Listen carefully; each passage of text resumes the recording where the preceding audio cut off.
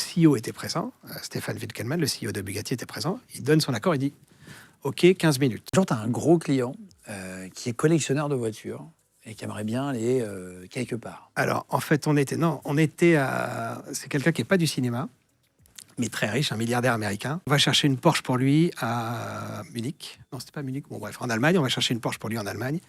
On revient et sur la route, son épouse voulait visiter Strasbourg. On s'arrête à Strasbourg. Et moi, je sais qu'à côté Strasbourg, il y a Bugatti. J'ai un contact qui me permet de les appeler sans que le client soit au courant.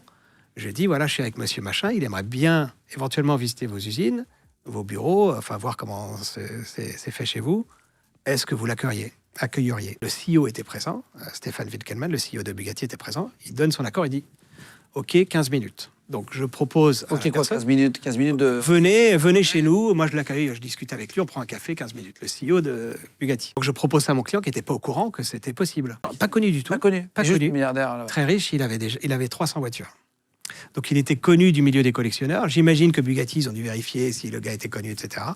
Et on a passé 3 heures à l'usine et le CEO a passé 3 heures avec le client. Donc c'est pas forcément des choses qu'on va me demander, mais j'essaie d'apporter un plus quand je vois une opportunité qui correspond au désir du client. C'est ce genre de surprise que c'est ça qui fait ta valeur. Exactement. C'est des choses, comme on dit en anglais, what money can't buy, que l'argent ne peut pas acheter.